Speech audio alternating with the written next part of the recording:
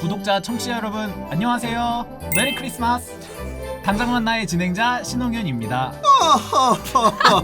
메리 크리스마스! 이런 거 또 대본에 쓰셔서 제가 또 한번 해봤는데 내가 어디 썼어 그거? 아 네. 썼네. 아 네. 반갑습니다. 이현학입니다. 와우. 야. I wish you a merry. 자, 네. 저희가 크리스마스 시즌을 맞춰서 네. 좀 무리를 해봤거든요, 현학 씨. 좀 많이 무리했죠 사실은. 저는 이런 거 처음 해봤어요, 살면서 30평생. 네. 저 정말 이 망토라는 존재를 제 어깨에 두름으로써 네. 제가 얼마나 이렇게 작아질 수 있는지를 많이 아니, 경험하고 이 청취자 여러분, 이게 정말 저희가 지금 망토랑 모자를 했는데 이게 저희 자존감을 가로막고 있어요. 네. 이게 되게 조금 네. 제어를 이렇게 해주고 있는데 아무튼 저희가 뭐 당장 만나 12월이 되니까 막 주마등 같이 그 전에 했던 편들이 맞아. 스쳐 지나가면서 또 한편으로는 우리가 정말 조용히 물밑에서 이렇게 열심히 하다 보니까 여기저기 언론에서도 많이 비춰진 2019년이 아니었나 생각되면서 저희가 네. 팀 안에서 얘기를 하는 게 우리 당장 만나가 구독자 수만큼이나 언론에서 그렇죠. 관심을 많이 받는다. 네. 저희 뭐 한겨레, 한국일보, 국민일보 SBS, CBS, 네.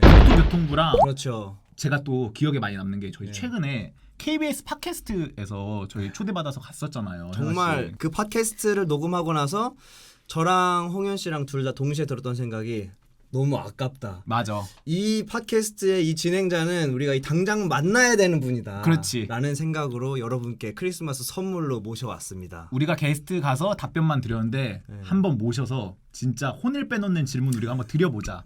약간 이런 생각을 가졌었잖아요. 저는 혼을 빼놓을 생각은 없고요. 그냥 네. 깍듯하게 모실 생각입니다. 오케이, 나는 네. 마인드가 좀 그래. 네. 자, 좋습니다. 그러면 사람의 인연은 알 수 없다.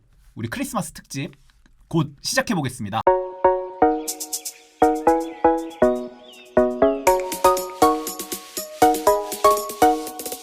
오늘의 게스트 소개해드리겠습니다. 당장 만나주신 15번째 손님, 심리상담센터 에브리마인드의 대표이자 웹툰 작가 서늘한 여름밤 서밤님 모셨습니다. 어서오세요. 네, 안녕하세요. 반갑습니다. 네. 지금 되게 어디 숨고 싶으신 표정인데 아니죠? 네. 네, 아닙니다. 저희 수많은 구독자분들과 우리 또 함께해야 되는 시간인데 서밤님, 우리 당장 만나 구독자분들에게 네. 소개를 좀 부탁드릴게요. 네, 안녕하세요. 저는 낮에는 퀴어앤 페미니스트 프렌들리 심리상담센터 에브리마인드 대표로 일하고 있고요. 저녁에는 작가 서늘한 여름밤으로 일하고 있는 서밤입니다. 반갑습니다. 네, 와, 우리 또 10만 구독자를 거느리고 있는 그러게요. 네, 작가 서밤님 모시고 오늘 또 다양한 얘기 나눠볼 거잖아요, 현학 씨. 홍현 씨랑은 개인적으로 이번 한 달간 정말 많은 숱한 만남을 하셨다고. 제가 그 KBS 그 작업을 하고 네. 한 달 정도 지났는데 그 한 달 동안 제가 제일 많이, 세상에서 가장 많이 대화를 나눈 사람이 우리 서밤이에요. 저나 홍현 씨 그때 방송 때 뵙고서 어떤 지적 호기심이 저희 두 사람에게 이렇게 생기신 건지 그것도 궁금하네요, 갑자기. 두 분 보고 너무 재밌고 말이 잘 통한다라고 생각을 해서 좀 친해져야겠다고 생각했어요. 네. 아. 그래 다 친해졌잖아요, 우리. 저랑은 많이 아직, 못 뵈가지고. 네. 예. 나는 친해. 네, 오늘 방송을 통해서 조금 더 좋습니다. 친밀해지는 기회를 가졌으면 좋겠는데. 아니 근데 서밤 되게, 아니 우리 슛 들어가기 전에 되게 화기애애했는데 갑자기 지금 좀 약간 칠리한 느낌? 지금 약간 그 전문 방송인이셔서 그런지 딱 방송 톤이 있으세요. 아. 네, 그래서 그 방송 톤으로 딱 들어가니까 제가 전에 뵀을 때도 옥상 달빛 그 멤버분이랑 아. 목소리 비슷하다고 말씀을 맞아. 드렸는데 딱 그 목소리로 다시 정돈이 되셨어요. 맞아. 그리고 이제 정돈 대신 서밤님께 또 제가 감사 인사를 드려야 되는데 절해야 되는 게 하나 네. 있습니다, 여러분. 네. 제가 운영하고 있는 유튜브에 시각장애인이 키오스크 쓰기 너무 힘들어, 사실 불가능해 라는 얘기를 말로 하면 조금 전달력이 떨어질 것 같아서 영상을 재밌게 만들었는데, 사실 이게 영상 만들고 그냥 올리고 그렇구나 힘들구나 하면 딱 끝. 이런 게 저의 어떤 콘텐츠의 그 알고리즘에 그런 굴러가는 방식이었는데 서밤님이 언급을 한번 해주시고 나서 무려 MBC 뉴스데스크에 보도가 됐어요. 서밤 트위터에 리트윗을 해준 거였죠. 네네. 네. 근데 얼마 전에 장애인과 노약자의 키오스크 접근성이 좋아질 수 있는 법안이 통과가 됐어요. 오. 그래서 왠지 너무 뿌듯한 거예요. 오. 물론 나의 영향력이 미비했을지라도 뭔가 조금의 영향을 미쳤다는 거 생각이 들고 거기에 또 서밤님이 이렇게 도화선 역할을 해주신 것 맞아, 같아서 진짜로. 너무 감사한 마음을 이 방송을 빌어서 전하도록 하겠습니다. 아 제가 서밤 유명한 분인 건 알았는데 그때 진짜 파워를 실감을 했어요. 아 저희 당장 만나도 잘 듣고 있다고 저희 서밤이 리트윗을 해주고 이거 내가 진짜 요즘 가장 즐겨 듣는 팟캐스트다 이렇게 저희를 소개를 주변에 해주시고 이래서 저희 구독자분들도 많이 올라주셨고 지금 그분들 다 보고 계실 것 같은데. 네. 또 저희 팟캐스트 또 방송의 약간 전통이 초반에 이렇게 비행기 많이 태워드리거든요. 어떻게 탑승하신 소감 괜찮으셨나요, 초반? 나쁘지 않네요. 네. 네, 노력하셨다 두 분이. 네. 자 시작하기 전부터 우리 편한 기운이 올라오는 게 약간 이게 짱친 특집에 기운이 올라오는 것 같은데요. 그래서 편한 마음으로 크리스마스 복장까지 무언의 압력을 안 드렸습니다. 편해. 게스트분에게 서마 우리 이런 거 할 거거든. 각오해줘. 약간 이렇게 그래서 입혀드렸는데 인사는 이 정도로 하고 이제 본격적인 토크를 나눠보겠습니다. 오늘은 서밤님과 당장 만나 최초로 정신장애에 대해 이야기 나눠보려고 해요. 너무 기대되네요. 네, 당장 만나 초기부터 이 주제를 좀 다뤄보려고 되게 많이 시도를 했는데 어떤 분을 모셔서 좀 얘기를 해볼까 고민이 되게 많았어요. 근데 기존의 정신장애를 다뤄오신 분들은 병리학적으로 접근하는 분들이 되게 많았죠. 그쵸. 그래서 이렇게 됐을 때는 우리가 추구하는 당장 만나의 장애를 생각하는 관점과 좀 달라지는 부분이 생겨서 조금 더 넓은 논의를 해줄 수 있는 분이 없을까 고민을 많이 했는데 그때 마침 서밤이 우리에게 크리스마스 선물처럼 찾아와 줬습니다. 네. 그래서 이렇게 오늘의 대화를 시작을 해보게 됐는데요. 오늘 1부는 우리 서밤님과 우울증과 심리 상담을 중심으로 정보 전달을 해드리는 시간을 가져볼게요. 서밤님은 우리 마음과 생각을 그림일기 웹툰으로 전하면서 큰 명성을 갖게 되셨잖아요. 이게 제 주변에서 부담스러우시겠네요. 제 주변에서 네. 근데 제일 성공한 사람이에요. 네. 이거 어떻게? 그래서 또래 중에 우리의 마음에는 기쁘고 행복한 부분도 있지만 슬프고 우울한 구석도 당연히 있는데 우리 서밤님의 그림은 이 슬픔과 우울의 경험을 숨기지 않고 많은 분들에게 보여주시면서 많은 공감과 사랑을 받게 됐다고 저는 생각을 하는데 이게 약간 선뜻 이야기하기 어려운 주제라고 생각이 들 수 있잖아요. 그쵸. 현아 씨. 네. 근데 이런 우울의 경험을 어떻게 타인들과 교감해 보실 생각을 하신 건지 먼저 여쭤볼게요. 사실 특별히 교감해야겠다라는 생각으로 그린 건 아니었고요. 자, 아니었고. 자, 첫 질문부터 네. 아니었고 일단. 네. 그냥 제가 그림 일기를 그리면서 제가 경험했던 것들, 제가 느꼈던 것들을 가장 솔직하게 얘기해보고 싶었어요. 그러다 보니 자연스럽게 제가 경험했던 우울에 대해서도 이야기를 한 건데 거기에 되게 공감해주시는 분들이 생각보다 많더라고요. 아, 그럼 공유와 상관없이 그냥 원래 어떻게 보면은 습관처럼 그냥 그렇게 하셨던 그림에. 네. 저는 사실 이건 나만 겪고 있는 게 아닐까? 이걸 누가 이해해 줄 수 있을까? 하지만 누군가 이해해 줬으면 좋겠다. 라고 제 정말 가장 친한 친구들한테 나의 경험을 이야기하듯이 얘기했어요. 그렇게. 사실 우울증으로 대표되는 또 우울감에 대한 그 사람들의 생각들이 많이 좀 긍정적이기보다는 부정적인 측면이 많은 것 같고 그리고 내가 우울증이야라는 생각을 하면은 너무 막 세상 끝난 것 같은 느낌? 내 주변 사람들도 날 바라보는 시선도 달라지고 이런 경향성이 좀 있는 것 같은데 저희가 잘 알지 못하는 그냥 추상적으로만 아는 우울증이란 어떤 건지 또 어떤 증상이 또 이렇게 수반되는지 그런 얘기들을 저도 들어본 적이 없거든요. 그냥 피상적으로만 알지. 네. 한번 이야기해 주신다면 우울증은 어떤 녀석일까요? 우울증은 뭐 장애로 접근을 하자면 아주 우울한 기분이 거의 매일 2주 이상 지속이 돼야 돼요. 그러면서 잠도 안 오고 다이어트를 하고 있지 않은데도 체중이 변화가 있고 원래 좋아했던 것들을 하고 싶지 않아지고 아주 피로하고 죄책감이 들기도 하고 이런 다양한 증상이 복합적으로 나타나면서 내가 원래 했던 일을 하지 못하는 그런 사회적 학업적 손상이 나타날 때 우리가 우울 장애라고 이야기를 합니다. 우리 지금 서밤님께서 얘기를 해주셨듯이 현악 씨나 저처럼 신체 장애의 경우도 장애 사회적으로 뭐 용인되는 뭐 이렇게 등록이 되는 등록 장애인이 될 수 있는 그렇게 되는데 지금 우리 서밤님이 말씀해 주신 것처럼 우울증도 지금 2주 이상 지속이 돼서 사회적으로 어려움을 겪을 시에 장애 등록이 가능한 그런 장애의 유형 중에 하나로 정신장애 있죠. 그래서 오늘 좀 이렇게 소개를 해 주셨는데 이게 저는 우울에 대해서 표현을 해주셨던 게 마음이 없는 마음이다. 이게 되게 인상적이었거든요, 서밤. 네. 보통 사람들이 우울이라고 하면 슬프다라고 맞아. 많이 생각을 슬프다. 하는데 맞아요. 사실 조금 우울할 때 슬픈 건 맞아요. 슬픈 기분이 되게 오래 가는 건 맞는데 더 우울해지면 기분이 사라져요. 아무것도 느껴지지가 않아요. 그러니까 정서라는 게 사실 어떤 일을 하는 데 있어서 굉장히 중요하거든요. 제가 이 팟캐스트를 나온 것도 두 분을 보니까 되게 좋다. 이런 마음이 있어서 나온 거잖아요. 근데 우울할 때는 그런 마음 자체가 사라지는 거죠. 그래서 뭐 살고 싶지 않다는 기분이 당연히 드는 거겠죠. 약간 무기력증에 가까운 증상이 오히려 우울이랑 가까운 걸까요? 슬프다라는 것보다. 네. 저는 되게 공허함과 네. 제일 비슷하다고 생각해요. 맞아. 생각해보면 이 슬프다라는 감정은 뭔가 되게 조금 격동적이랄까? 약간 그런 게 있는 네, 감정이죠. 어떤 감정보다도 더. 좀 정말 새롭게 그냥 좀 신선한 것 같아요. 이런 그냥 정말 말씀하신 것처럼 우울은 슬픈 거야.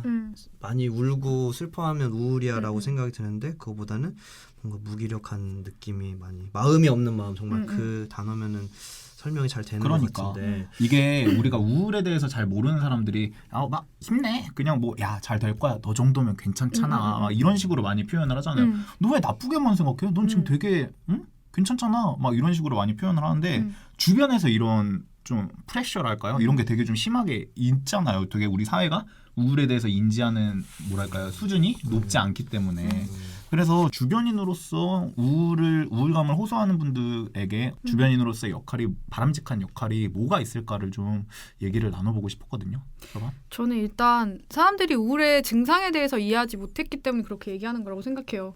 힘을 못 내는 게 우울증의 증상이거든요. 그러니까. 그리고 부정적으로 생각이 드는 게 우울증의 증상이에요. 근데 뭐 내가 아픈데 암에 걸렸어. 그러네 진짜 그냥. 그럼 나아지나요? 너 안 낳고 뭐해? 너 암을 여태 너 안 낳고 뭐 하고 있어? 그냥 이러고 있는. 그리고 그런 이야기들 들을 때 우울증이 있는 사람은 굉장히 큰 죄책감을 느껴요. 일단 죄책감 자체도 우울증의 증상이에요. 이유 없는 죄책감. 근데 주변에서 그렇게 얘기하면은 나에 대한 비난이 더 심해지는 거죠. 왜 난 이렇게 못하지? 왜 나는 밖에 나가서 사람들이 하는 것처럼 못할까? 왜 나는 소파에만 누워있고 싶을까? 그래서 주변 사람들의 그런 압박이 우울증이 있는 분들을 훨씬 더 힘들게 하는 것 같아요. 그래서 저는 그런 메시지를 종종 받거든요. 제가 사랑하는 사람이 우울증 진단을 받았는데 뭐 어떻게 해줄 수 있을지 물어보면 일단은 그 사람이 뭐가 필요한지 한번 물어봐라. 그 사람한테 직접 뭐가 필요한 것 같냐, 어떤 도움이 필요한 것 같냐. 그리고 그냥 그 이야기를 들어주고 그 사람이 어떤 행동을 하든 어떤 말을 하든 함부로 판단하지 않는 거. 그리고 주변인으로서 저는 제일 중요한 게 전문가를 만날 수 있게 해주는 것 같아요.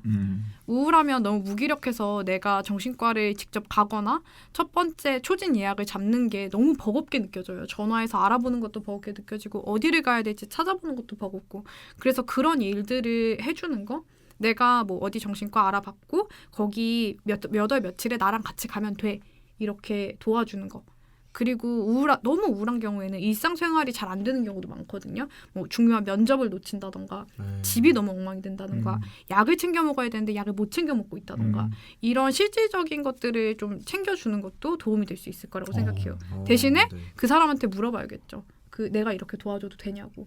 장애에 대해서 설명할 때랑 약간 비슷하게 이렇게 겹쳐질랑 말랑하는 그런 지점이 맞아, 있는 맞아. 것 같아서 공감이 또 잘 되는 것 같습니다. 근데 또 우울증이라는 이 증상이 좀 노출이 잘 되는, 좀 잘 겪게 되는 어떤 환경적인 요인이 있다고 생각하세요? 어떠세요?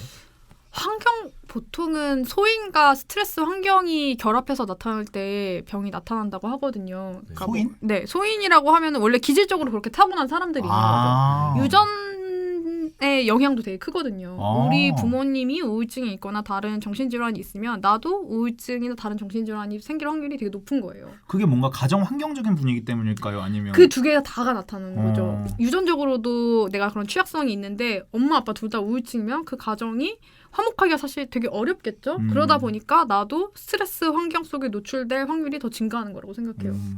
좀 이렇게 병리학적인 네. 부분도 얘기를 해주셨는데 사원님 저는 우울증은 당사자의 자각이 굉장히 중요하다고 들었는데 네. 우울을 인정을 하고 적절한 치료나 상담을 찾는 게 큰 도움이 된다고 지금도 말씀을 해주셨잖아요.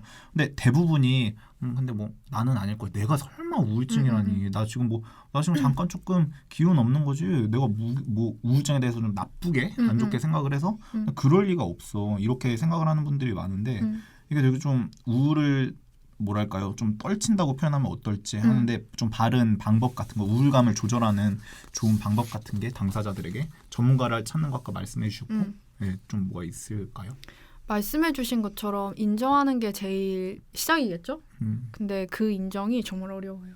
저도 제가 대학교 때부터 뭔가 전문가가 필요하지 않을까라는 생각을 했었는데 학생 상담센터가 학교에 있었어요. 근데 그 안에 들어가는 게 너무 어려운 거예요. 왜냐하면 내가 여기 들어가는 순간 진짜 내가 이상한 사람이 될 것만 같은, 내가 이 안에 들어가지 않는 사람들과는 다른 사람이 될 것 같다는 그 두려움이 되게 컸었거든요. 그래서 저는 제가 우울하다는 거, 그리고 어떤 경조증을 겪는다는 거를 인정하는데 정말 오랜 시간이 걸렸어요. 그래서 사실은 뭐 우울증을 털칠 수 있는 방법, 전문가를 찾아가는 거죠. 전문가를 찾아가서 전문가의 그와 함께 코워크를 하면서 자신의 병을 관리하고 치료를 하는 게 제일 좋아요. 근데 그 전에 나의 감정을 판단하지 않고 인정해 주는 게 되게 어렵지만 아주 중요한 것 같더라고요. 그게 저는 신체 장애랑 정신 장애랑 되게 차이점이라고 생각하는데 장애가 없다고 부인하기가 되게 힘들잖아요. 맞아. 근데 어떤 종류의 정신 장애들은 부인하면서 살아가는 것들도 있거든요. 그리고 사람들이, 저도 그랬지만 정신 장애라고 하면 어떤 그려지는 이미지가 있어요. 되게 사회생활 못할 것 같고 얼굴 딱 보면 쟤 뭔가 이상한데? 딱 보일 것 같고. 근데 전 아니었단 말이에요. 저 보면 되게 또 멀쩡해 보이잖아요. 나이스. 그리고 대학교 때도 저 장학생이었고 봉사활동도 하고 동아리 활동도 하고 진짜 활발하게 살고 친구들이 넌 진짜 뭐 다른 필요한 게 없는 것 같아. 이런 얘기를 들을 정도였는데 집에 가면 죽고 싶다. 어떻게 죽어야 되지? 자살 방법 검색해보고. 진짜. 그래서 내가 뭐랄까 나는 그런 사람이 아니야. 라는 그 저의 편견 때문에 되게 오랫동안 저는 힘들어했었죠. 아마 그런 분들이 지금도 많을 거라고 생각해요.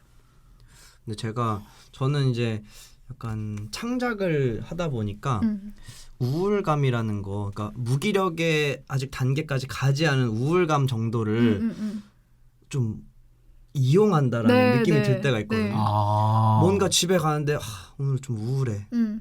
이거야. 가사를 막 더 슬픈 음악 듣고 거기에 막 빠지는 거죠. 근데 가끔 이렇게 빠졌다가 막 못 태어나와서 그 다음날은 집에만 있고 싶고 그럴 때가 있는데 네. 위험하다라는 생각을 스스로 하면서도 예술과 뗄래야 뗄 수 없는 걸까라는 고민도 하게 되는데 실제로 우울증을 가지고 있는 사람들이 이렇게 예술적인 일을 하면서 예를 들면 상담을 받아야 되는데 상담을 받으면 이게 고쳐질 것 같아. 그래서 싫어. 이런 경우가 혹시 있는지도 갑자기 궁금하고. 맞아요. 예술가분들 중에서는 이제 우울증 약을 먹는 경우에 되게 감정적으로 무뎌진다고 해요. 그래서 그것 때문에 약을 안 드시기도 하는데 사실 그 조금씩 자기한테 맞는 약을 찾아갈 수가 있거든요. 그래서 계속 좀 늘 복약은 의사와 상담해서 하시라고 권해드리고 있고요. 우울하다고 해서 더 작품이 잘 나오는 건 아니라는 연구 결과들이 있어요. 그리고 뭐 조증 사파일 때 사실 그 조증일 때 더 창작을 많이 한다라고 하지만 창작 양은 많지만 실제로 질 좋은 창작은 되지 않는다고 해요. 그래서 정신 건강이 정신 건강이 안 좋은 게 꼭 좋은 창작으로 이어지지는 않는 것 같아요. 이게 서방이 진짜 훌륭한 게스트인 게 대본에 없는 질문을 또 공격적으로 네. 우리 막 나가는 호스트가 또 했어요. 지금 이현학 씨가. 네. 그랬는데 정말 준비된 것처럼 나 깜짝 놀라서 서방 대단. 근데 잠깐만 루돌프 뿔이 내려오고 있거든. 좀만 올려. 이거 지금 해서 이거 진짜 클래스를 보여주는 오늘 대답들이 너무 좋아서. 네.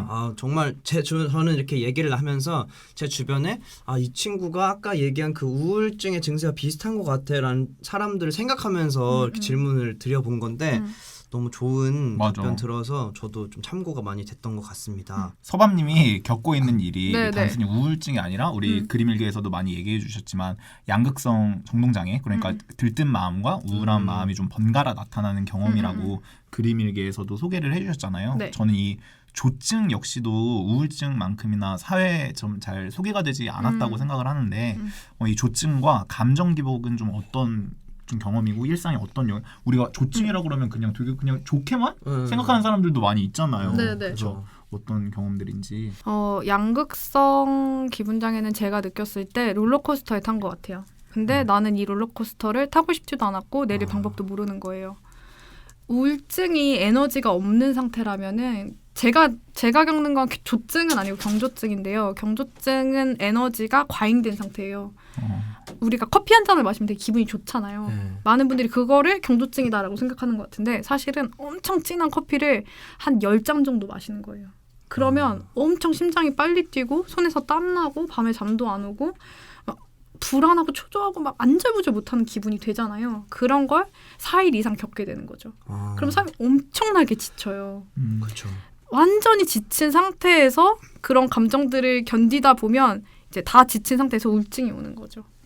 그래서 그 사이클을 도는 거거든요. 근데 이게 언제 나한테 닥칠지 모르고 한 번 경조증 증상을 경험하면 되게 불안해져요. 사람이 되게 약간 편집증정이 되고 그냥 홍유님이 저한테 무슨 얘기를 해도 얘가 나한테 화났나? 얘가 나한테 짜증이 났나? 이렇게 느껴지니까 나의 삶에 대한 안정적인 느낌을 갖기가 어려워져요.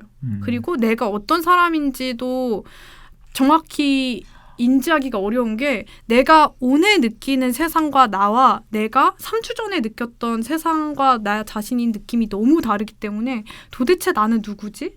라는 생각이 많이 들고 그래서 저는 왜 체온 조절이 좀 어렵게 태어난 분들이 있잖아요. 네. 저는 그게 감정 조절인 거죠.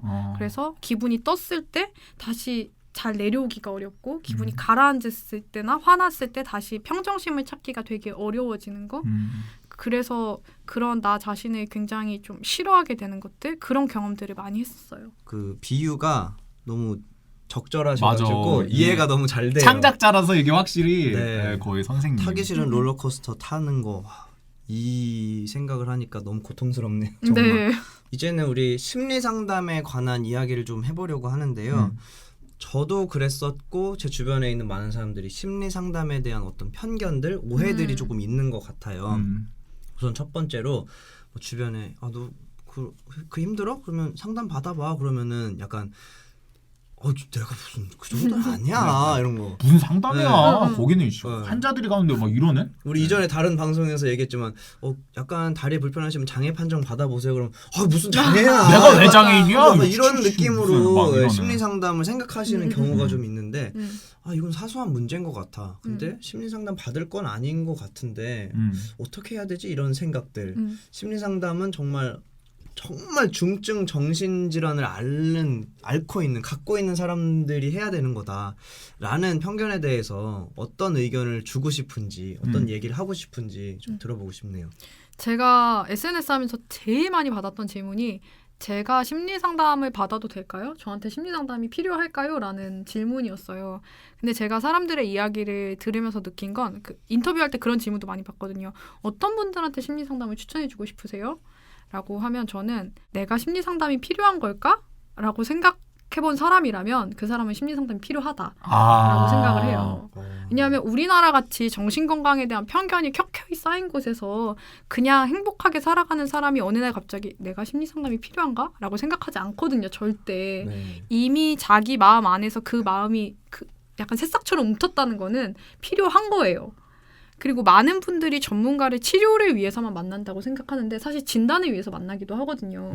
우리가 충치 치료 받을 때 이가 아파서 가면 이미 늦은 경우가 되게 많잖아요. 그래서 한 번씩 체크업을 받듯이 그냥 내가 조금 문제가 있는 것 같다라고 해서 가서 치료를 받으면 훨씬 경과도 좋고 혹은 내가 정말 문제가 없을 때 지금 문제가 없어요 라는 이야기를 듣는 것만으로도 되게 마음 편안해져요. 그래서 저도 작년인가 재작년에 너무 힘들어서 정신과에 처음 방문해 봤었는데 정신과 의사 선생님이 이 정도면 약을 먹을 정도는 아닌 것 같아요 라고 해서 돌려보내셨거든요. 근데 난 약을 먹을 정도는 아니구나라는 거 아는 것만으로도 마음이 편해졌고 또 내가 힘들 때 여기 오면 되는구나.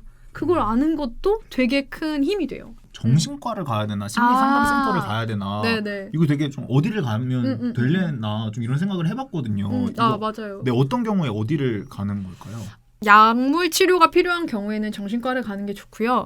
심리 상담을 받고 싶다라고 하시면은 심리 상담 센터에 가시는 게 좋아요. 근데 이거를 그리고 두 치료를 다 병행할 수도 있어요. 정신과 약물 치료와 심리 상담을.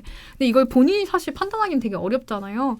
그래서 보통 좋은 전문가들은 그 환자나 내담자한테 제일 필요한 전문 서비스를 소개를 해줘요. 그래서 상담을 받다가도 약물 치료가 필요할 것 같으면 정신과를 소개해주고 정신과에서도 약물 치료를 하다가 심리 상담이 추가로 필요할 것 같으면 상담 선생님을 소개해주니까요. 중요한 거는 내가 문제가 있을 때 빨리 전문가, 어떤 정신건강 전문가든 믿을만하고 유능한 전문가를 찾는 게 제일 중요하다고 생각해요. 대학 시절부터 좀 그런 우울감이 있으셨다고 하셨잖아요. 네네. 근데 말씀 중에 작년에 네. 힘들어서 정신과를 가보셨다라고 하셨는데 그럼 그 전에는 내가 병원을 가보겠다고 생각을 안 하신 게 난 그 정도가 아닌 것 같아 라서셨는지 아니면 심리 상담을 받고 계셔서였는지 그게 또 갑자기 궁금해지는데 둘 다였어요. 그러니까 심리 상담을 받으면서 그 전문가분들이 생각했을 때 제가 약물 치료가 필요한 수준은 아니었다고 생각하셨던 것 같고요.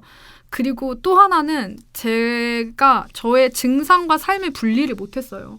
왜냐하면 저는 태어날 때부터 되게 어렸을 때부터 만성 우울증이 있었던 걸로 추정이 되거든요. 그러다 보니까 내가 겪는 고통이나 감정 기복이 인생의 일부라고 생각했지 병증의 일환으로 치료가 될 수 있다고 생각을 못해서 정신과를 가볼 생각을 못했던 것 같아요. 상담받고 나온 게 밖에 알려지면 어쩌지?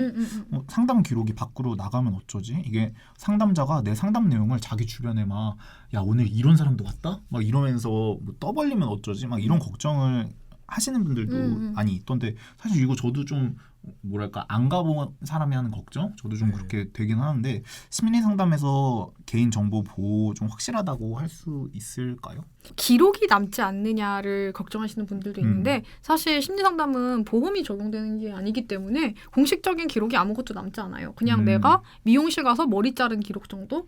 비슷하다고 생각하시면 돼요. 그리고 심리 상담에서 비밀 보장이 되는지는 걱정이 될 수밖에 없어요. 왜냐하면 저도 좀 알려진 사람이다 보니 심리 상담을 받을 때 전 특히 심리 상담 분야에서는 제가 조금 더 알려져 있거든요. 그래서 과연 이 사람이 나의 비밀을 지켜줄까라는 게 되게 걱정이 되더라고요. 맞지. 일단 전문가들은 그 비밀 보호를 철저히 하기 위해서 굉장히 노력해요. 그래서 상담 내용을 발설하지 않는 것뿐만 아니라 원칙적으로는 이 사람이 상담을 받고 있는지 여부에 대해서도 이야기를 할 수 없어요. 그래서 만약에 상담사를 길가에 가다 마주치면 상담사는 내담자한테 먼저 아는 척을 할 수가 없어요. 그러니까 상담사가 일부러 나를 무시하고 지나치는 게 아니라 내가 여기서 아는 척을 하면 내담자가 상담을 받고 있다는 사실이 공개가 되기 때문에 아는 척을 안 하는 거거든요. 그리고 상담 내용을 뭐 출간하거나 연구에 쓰거나 이런 경우에도 내담자와 무조건 동의를 받게 되어 있어요. 그래서 전문가들은 비밀 보호를 하기 위해서 굉장히 노력하고 있다는 거를 말씀드리고 싶고 단 내담자 측면에서 봤을 때 내가 이 상대를 믿는 만큼 얘기하는 게 좋다고 생각해요. 처음부터 나의 모든 정보를 다 얘기할 필요도 없고 내가 안전하다고 느끼는 만큼 이야기하는 게 전 제일 좋다고 생각하거든요. 그렇게 상담사와 신뢰를 쌓아가다 보면 이 사람이 나의 사적인 정보를 저 사람을 위해서 함부로 떠벌리지는 않을 사람이야라는 믿음이 생겨요. 그러면 그 믿는 만큼 나에 대해서 더 얘기를 하면 된다고 생각합니다. 그래서 저는 꼭 빨리 모든 이야기를 다 한다고 해서 상담이 더 빨리 진행이 되고 더 빨리 좋아지는 건 아니라고 저는 생각하거든요. 그래서 그냥 편안한 만큼 말씀하시는 게 제일 좋다고 이야기하고 싶어요. 심리 테스트 하면은 한번 해보고 싶어 이렇게 가볍게 생각하고 조금 더 나아가서 요즘 TV에서 뭐 집을 그려보세요 뭐 이런 거 되게 많이 하잖아요. 나무를 그려보세요. 그러면 그거 나 해보고 싶어, 그거 나 받고 싶어 이런 생각하는데 심리 상담하면 그건 안 받고 싶어 이렇게 생각하는 경우가 있는데 그 나무를 그려보세요, 집을 그려보세요. 우리한테 미디어를 통해서 익숙해진 이런 과정들 정도도 심리 상담의 일종이라면 난 우울감도 그렇게 있는 것 같지는 않은데 지금 난 어떤 정도일까 궁금해서 그냥 심리 상담을 한번 하러 가봐도 되는 정도. 그러니까 심리 상담을 해본 적이 없으니까 가면 너무 진지하게 요즘 뭐 힘든 건 없었어요. 이렇게 물어보진 않을까라는 생각도 있는데 네. 가면 뭐 개인차가 있겠지만 분위기가 어떨까 안 가보신 분들께 제가 뭐 예를 들어 드린 그런 집을 그리세요 뭐 이런 정도의 가벼운 마음을 가지고 가도 되는 걸까? 네. 에 대해서 한번 답변을 좀 부탁드려 볼게요. 심리 상담을 찾아가고 싶어 하시는 분들이 걱정하는 것 중에 하나가 내가 가서 할 말이 없으면 어떡하지예요. 그래서 내 얘기를 잘 못할 것 같고 또 진짜 이상한 게 저는 심리 상담 예약만 딱 하면은 나아지더라고요 갑자기. 많은 그 우리 생활의 법칙 중에 그쵸. 있죠. 막 병원 가려고 하면 안 아픈 거 네, 같고 네. 그런 것처럼. 맞아. 좀 쇼핑도 예약해 놓으면은 산 거 같아. 이미 막 기계도 꼭 서비스 센터 부르면 잘 되고 그런 거 있어요. 예. 근데 상담 첫 회기 때 뭐가 힘들어서 왔냐고 물어보지는 않아요. 굉장히 중립적으로 어떤 일 때문에 오게 되었는지부터 물어보거든요. 분명히 심리 상담이 필요하다고 생각했던 그 순간부터 이야기를 시작하는 것 같아요. 가벼운 마음으로 오셔도 당연히 되고 저는 늘 말씀드리는 게 준비되지 않은 상태로 준비가 충분하다. 상담이 웅변대회가 아니거든요. 뭐 콘텐츠 창작하는 것도 아니고 가서 저는 무슨 말을 해야 될지 모르겠어요 라는 말부터 시작해도 돼요. 그리고 거긴 나 혼자 얘기하는 곳이 아니라 전문가가 있어요. 전문가가 질문을 해줄 거고 전문가가 어느 정도 가이드를 줄 거니까 너무 내가 다 준비하고 어떤 이야기를 만들어 가야겠다는 압박 없이 찾아가셔도 저는 괜찮다고 생각해요. 처음으로 한번 딱 가봤는데 그 공동역의 에브리마인드 제가 네네. 처음으로 방문해봤는데 가자마자 되게 딱 열자마자 제가 뭔가 상담이 필요해서 갔던 것도 아닌데 되게 그냥 좀 안정되는 약간 그런 느낌들 되게 좋은 우리 또 서방께서 조향에 관심이 많으셔서 굉장히 좀 좋은 정말 아니 여기 딱 갔는데 정말 뭔 향이 이렇게 되게 편안한 그런 상태를 만들어주는 그래서 그냥 이렇게 앉아서 뭔가 내가 상담을 받으려고 생각했던 게 아니라 나에 대해서 누군가 함께 얘기를 해보는 이런 경험을 해보는 거 약간 이런 게 좋을 수 있겠다 약간 이런 생각을 해보게 됐었거든요. 네. 지금 이야기를 나누면서도 조금 더 그동안은 심리 상담에서 이렇게 등을 돌리고 있었다면 이제 정면을 바라보는 정도의 느낌을 받았던 것 같고 보시는 분들도 아마 심리 상담 그렇게까지 막 딱딱한 건 아닌가 보다 정도는 확실히 이해를 하실 수 있지 않았나 생각이 드네요. 방금 하신 말씀. 이게 저희가 말만 끝나는 게 아니라 진정성 있는 방송을 위해서 저하고 현학 씨가 에브리마인드 예약을 한번 해서 한번 그렇게 해볼게요. 사장님. 저희 이거 이런 부분에 대해서는 어떻게 생각하세요? 왜 이거 내가 상담받아야 되나? 저는 네. 내 상담이 필요한가라는 걸 느껴본 적이 없는 사람인데 네.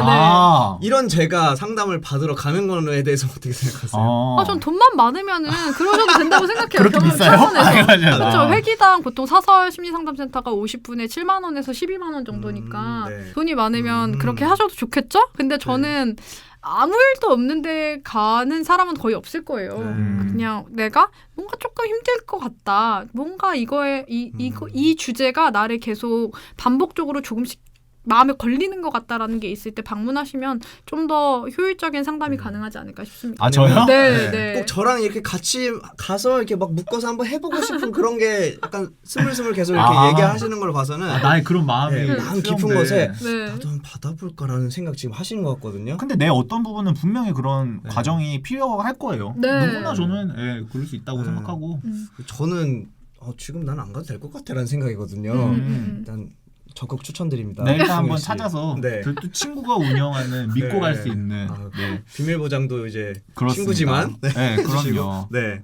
자, 이게 우울증이나 아니면 오늘 얘기되진 않았지만 공황 장애처럼 요즘 또 사회적으로 많이 좀 이슈가 되는 그렇죠. 일이니까 네. 이게 적절한 치료나 상담이 필요한 증상을 가진 많은 분들이 내가 지금 이 받아들이지 않고 우리가 좀 외면하게 되잖아요. 나의 어떤 상황이나 상태를 이렇게 되는 게 이상한 사람 혹은 좀 약한 사람이라는 주홍 글씨 낙인이 그분들을 자꾸 더 괴롭게 만든다고 저는 생각을 하는데 이게 그 당사자분들에게 그리고 좀 그런 엄한 사람을 계속 위축되게 만드는 사회에게 혹시 좀 당사자 경험자로서 해주고 싶은 말씀이나 이런 게 있으시면 좀 제가 부탁을 드려볼게요. 좀 덧붙여서 이렇게 드리고 싶었던 말씀이 요즘에 TV에 나오는 연예인분들도 공황장애 얘기 되게 많이 하시잖아요.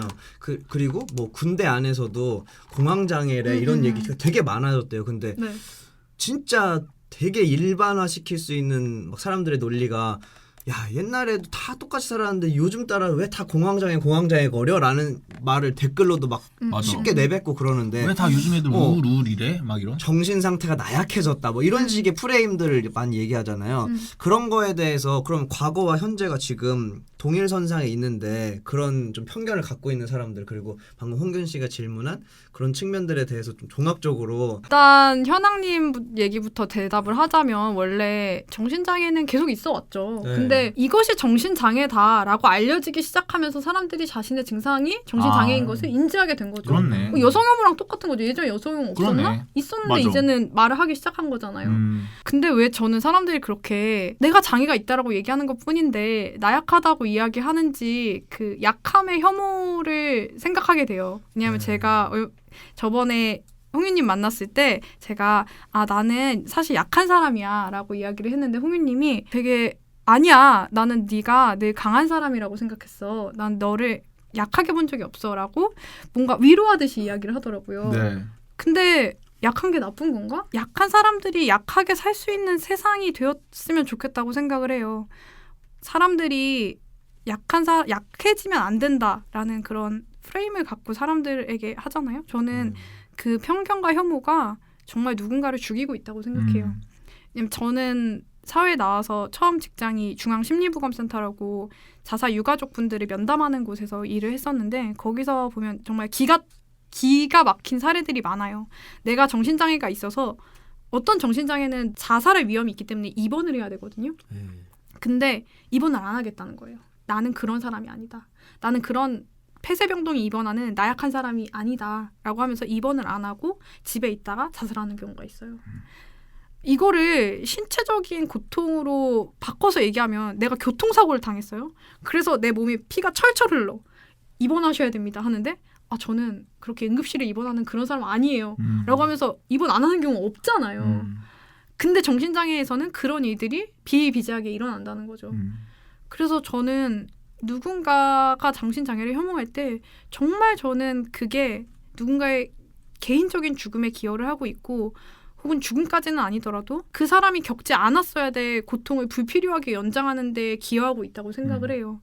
그래서 내가 나와 다른 누군가를 바라볼 때 어떤 불편한 마음이 든다면 그 마음에 대해서 좀 생각하셨으면 좋겠고 홍윤님도 누군가가 약하다고 이야기를 했을 때 그게 아니야 그렇지 않아라고 이야기하고 싶어진다면 왜 나는 그렇게 이야기하고 싶었을까를 좀 돌아보면 좋을 것 같아요. 네, 여러분 약해도 된다고 하십니다. 네, 저도 말씀을 듣고 보니까 그렇게 생각들어요. 약한 게 나쁜 게 아닌데 그렇게 배워왔던 것 같아요. 약한 건 나쁜 거야. 사실 나도 약하고 좀 그런 면들이 있는 건데. 그렇죠. 다 약한 존재죠. 어떻게 보면 따지고 보면 약한 부분들이 있는 것이고, 네, 그렇네요. 좋습니다. 자, 더 질문 1부에서 해주실 거 있을까요, 현학 씨?